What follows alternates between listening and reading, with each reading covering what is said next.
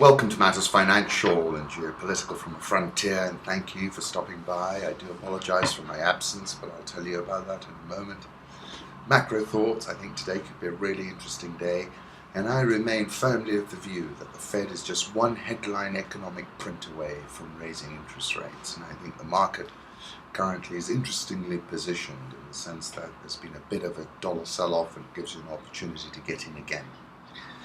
Home Thoughts, Emirates really is a class act, and they have the most extraordinary music library on the aeroplane, and I came across a very old song which I loved by 10cc called Dreadlock Holiday. If you've never heard it, click on the link, it's on Rich Wrap-Ups. It really is very good. Aysha's mother said to me before I went to Dubai, Aysha wants some perfume, and it's called Dolce & Gabbana, the one. She says it has to be this perfume, makes me take a photograph of the bottle so I couldn't possibly forget which perfume it was. And I didn't delve too much into it, but obviously maybe I'll ask her mother to, and tell me what's going on. I bought Nisha a perfume called Panthere by Cartier, and the reason was I had the Pablo Neruda spinning in my mind. I crave your mouth, Pablo Neruda. Your voice, your hair, silent, starving, I prowl through the streets. Bread does not nourish me, dawn disquiets me, I search the liquid sound of your steps all day. I hunger for your sleek laugh, for your hands the colour of the wild grain. I hunger for the pale stones of your fingernails. I want to eat your skin like a whole almond. I want to eat the sunbeam flaring in your loveliness, the nose, sovereign of your arrogant face. I want to eat the fleeting shade of your lashes. And I walk hungry, smelling the twilight, looking for your hot heart, like a puma, barren wilderness. And for my little one, who has become a real bookworm, and I'm so pleased. I bought Malala's autobiography. I know it's a little bit maybe too old for her, she's only 8, but I think she'll get into it. And then I went back to Kapuscinski. The continent is too large to describe. It is a veritable ocean, a separate planet, a varied, immensely rich cosmos.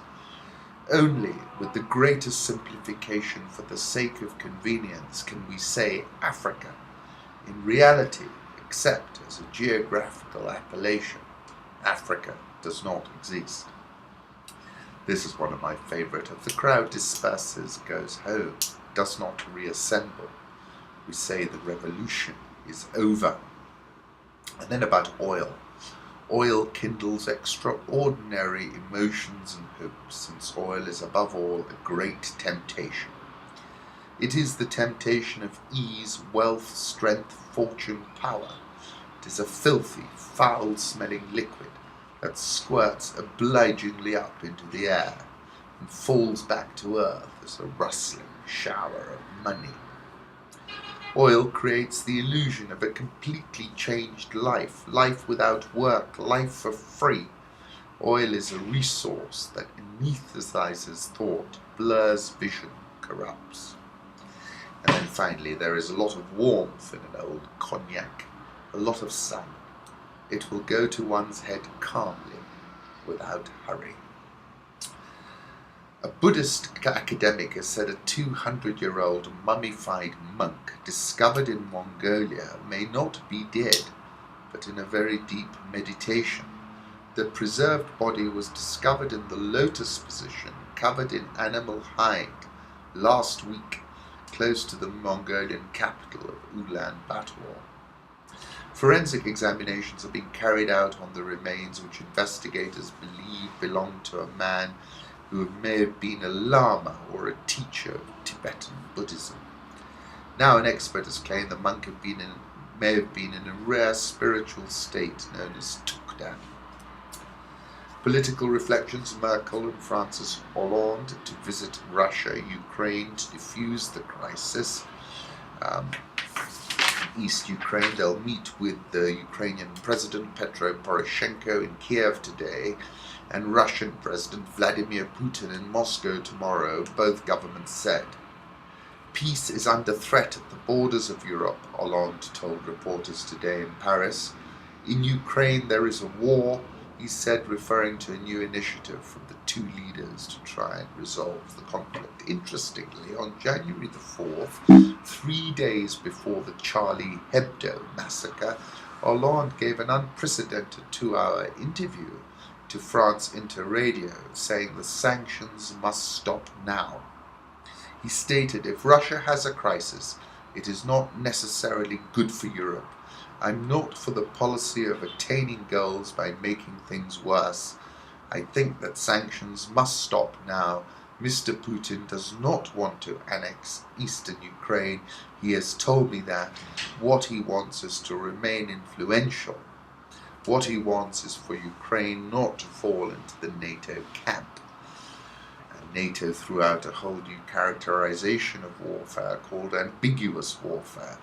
And eastern Ukraine, I wrote in August 2014, remains a shadow zone, and indeed it does. Ukraine devalued its currency by 33% on Thursday. Airstrikes against IS militants are a psychological operation, not a military one. This is President Hassan Rouhani talking to Christiane Amanpour. We need a vast campaign of operations. The aerial bombardment campaign is mostly, I would say, a form of theatre rather than a serious battle against terrorism. That took me back to September 2012 when I quoted an article where it said hatred, jealousy and greed, emotions rather than strategy, will set the terms of information warfare struggles.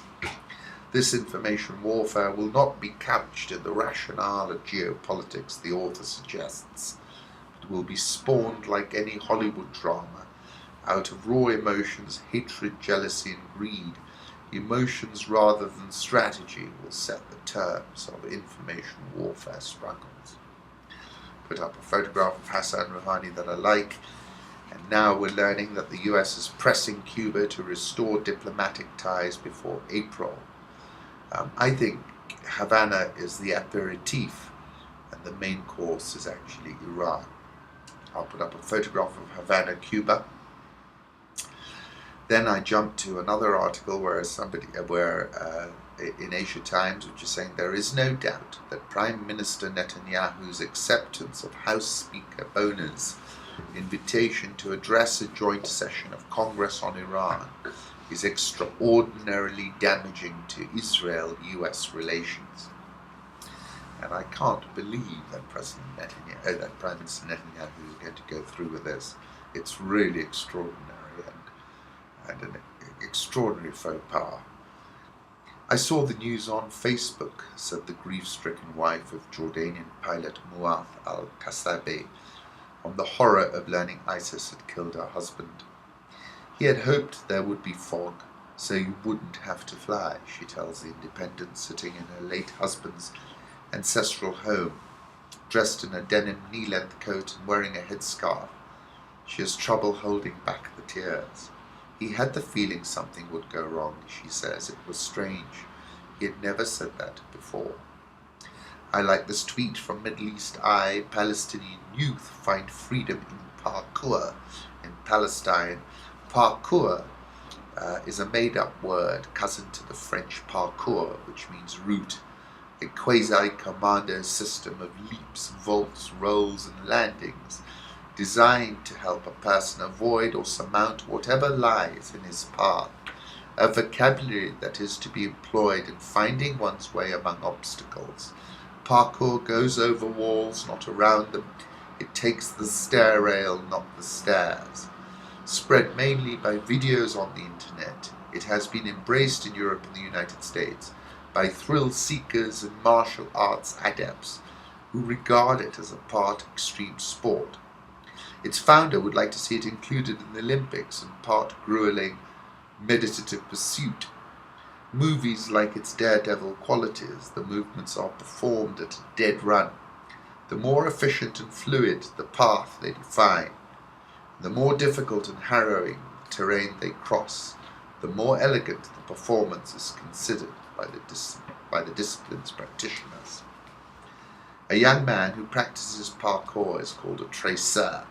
A woman is a traceuse. International markets, Greece does not aim to blackmail anyone, but will not be blackmailed either, said a Greek official statement. The ECB's decision is an act of political pressure to quickly reach a deal. Greek borrowing costs leapt yesterday. Bank shares were hammered. ECB abruptly pulled the plug on its funding for the country's financial sector in what Athens labelled as an act of coercion. ECB decision to cancel its acceptance of Greek bonds in return for funding shifts the burden onto Athens' central bank to finance its lenders and marks a further setback for the government's attempt to negotiate a new debt deal with its Eurozone peers. When I walked in them this morning, the euro was trading above 114.70. We're now around the 114.50 level. Dollar index is trading higher than 93.56 where it was early in the morning. Japanese yen 117.38, Swissy 0.9230, pound 153, actually 153.20, Aussie 0.7830, good recovery in the Aussie. India rupee 61.735, South Korean won 1088.82, Rial 274.54, Egyptian pound 762.69, and the South African rand has been on a winning streak, 11.30.75. Denmark central bank scrambled to defend its peg, cutting its benchmark interest rate for the fourth time in less than 3 weeks. Non-farm payrolls probably increased 234,000 last month, after it was 252,000 in December. It would be the 12th straight month of job gains above 200,000, the longest streak since 1994. Caleb Henderson, who's the global head of FX research for Standard Chartered Bank in Singapore, said Standard Chartered's baseline expectation is that non-farm payrolls will increase by around 260,000. I think this might surprise to the upside, and I think if it does, we're going to see carnage. Dollar index, I'll put up a 3-month chart. It has retreated over the past couple of weeks after hitting an 11-year high of 95.481 on January the 23rd. Euro dollar eased marginally to 114.50. It surged 1.2% yesterday on a short covering rally, and I think a lot of that was to do with the Swiss National Bank, which had been buying euros to weaken the Swiss franc, and that by extension put a bid in the euro. Barclays now expects euro parity with the dollar by year end. I said this on the 12th of January, and I think it's going even lower. Nanex LLC has an interesting chart, tweeted the chart of Twitter in the minutes after earnings. That was yesterday. Have a look. Pretty strong performance. Crude oil, when I was writing this report, was at 51.16. My target remains 40, but we'll get these very brutal bounces like we saw recently. State-owned Saudi Aramco lowered its official selling price for Arab Light 90 cents to $2.30 a barrel, less than Middle East benchmarks. That's the lowest in at least 14 years since Bloomberg began gathering data. Have a look at this graphic from the Wall Street Journal, which is informing us that inventories have risen to the highest in 80 years. I'll also put up a 1-month chart of crude oil and a 6-month chart of gold. I'm bearish on gold and want to sell it near 1300. I was in Dubai for a couple of days, and you'll remember I wrote about Dubai a while back. I called it the real transit state, a connection point in an interconnected century. That was on February 2014. Have a look at that. In Venezuela, condoms are now costing $755 a pack. Venezuelans who already must line up for hours to buy chicken, sugar, medicines and other basic products in short supply now face a new indignity. Condoms are hard to find and nearly impossible to afford. The country is just so messed up that now we have to wait in line even to have sex, lamented Jonathan Montilla, a 31-year-old advertising company art director. This is a new low. Coming to Africa, Lambert Mende, who's Kabila's spokesman, tweeted Le Président Kabila terminera son mandat en 2016 et la République démocratique Congo ne retournera jamais dans la guerre civile, saying that the president will step down and there's no chance of returning to a civil war. President Kabila put up a photograph when he was en route to State House, Nairobi, and that was any time he has appeared in Kenya, and that his gold was stolen at Jomo Kenyatta International Airport. Turned up the next morning. And that takes me back to Ouagadougou's signal to sub-Saharan Africa, and I was saying, the tipping point for the accelerated sequence of events was President Compaore's stacking parliament in order to extend the presidential term limit. And I said then there are plenty of African presidents who are seeking to pull off the same magic trick, and events in Ouagadougou have surely put them on notice. I'll put up an image of the riots in Ouagadougou in 2014. Ugandan troops are to continue protecting the South Sudan leader. This is the Washington Post. A memorandum of understanding was signed on Tuesday in Kampala between the two countries' ministers of defense, Major Henry Obo said in a statement. The South African Aysha has had a really strong start this year, and it's up 3.93% year to date.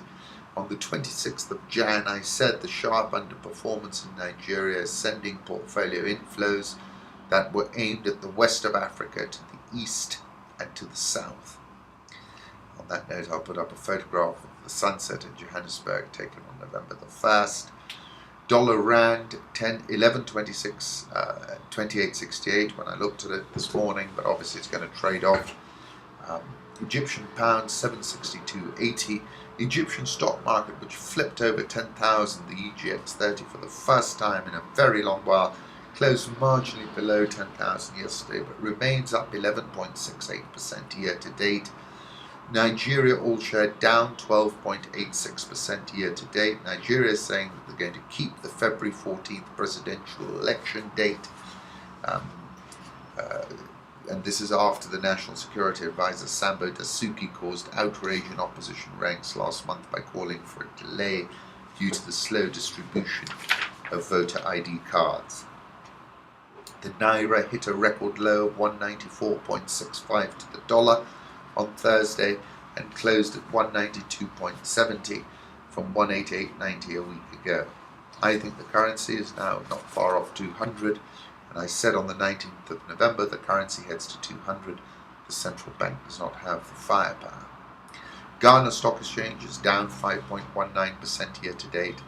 There was chaos at the African Nations semi-final. I'll put up an image of that. Interesting article in MoneyWeb where they say East Africa will be the standout region in large part thanks to lower oil prices. And I wrote about this on the 2nd of Feb when I said, in fact, while you cannot eat GDP, you can eat a lower fuel price. And I also said on the 26th of January, if more than 41 million Kenyans have an extra dollar a day in their pockets on average, I venture this will represent a meaningful boost. Mugabe, who had this falling over, is in the Daily Maverick. They're saying Mugabe, meanwhile, will pick himself up, brush himself off, and continue with business as usual. His ego bruised, but his power very much intact. Angola seeks $1 billion in loans as oil price falls. Africa's second biggest oil producer, one of the continent's star economic performers, grapples with the fallout from the collapse in crude oil. Luanda has already approached Goldman Sachs and Gemcorp Capital LLP for loans of $250 million from each institution. Also in talks with the World Bank over a possible $500 million soft loan for budgetary support. The main thing is to provide some short-term support for the sharp reduction in revenue. Suleiman Koulibaly, the World Bank's lead economist for Angola, told the FT. And finally, our most important objective is to engage with them because they are a valuable partner. It's the third largest economy in Africa. This was an awful story. Sudan fighters carrying out a month of rape, says the UN. Kenya Treasury Secretary Henry Rotich said he expects crude oil prices to recover and that their 47% decline over the past 6 months won't affect the development of the local oil and gas industry. Kenya is trying to position itself as the petroleum logistical hub for the region that includes oil exporters South Sudan and Tanzania. Toyota Shusho won a contract last year to supervise construction of an oil pipeline from neighbouring Uganda to Kenya. We think the price drop is temporary, said Rotich. The government won't scale down anything. I wrote about this on the 17th of November when I said dwindling oil fortunes not good for Kenya. And I think given the huge bet that's been placed on this petroleum hub story, that one's got to look at that very, very keenly now and see whether one can downshift it or downgrade that bet. Direct Kenya-US flights are near, says the Chamber official. Final review of security arrangements in March or April. On that note, I'll put up a photograph of Boeing 777, the day it was received from Boeing here in Nairobi 459 days ago. Kenya Airways, of course, has been on a tear this year, up 25.2873. The Kenya shilling was last trading at 91.353, strongest level since Jan 20, apparently after a surge of dollar inflows caught the market unawares. Kenya also cut its local borrowing target by close to a quarter, and that's an important message. The Nairobi all-share up 3.36%, and that's an all-time high. NSE 20s at 4-month highs, up 3.36%. Very interesting article about how Sisal is set to regain its lost glory as white gold. Mr. Shamta said it is high time for the farmers to take advantage to increase outputs in order to meet the increasing demand and high prices that has jumped prices to an average of $1,300 per ton. And if you're interested in any share at the stock exchange, scroll to the bottom of Rich Wrap-Ups. There's a link there which allows you to access any listed security here at the Securities Exchange. Once again, thank you for stopping by. Good to be back.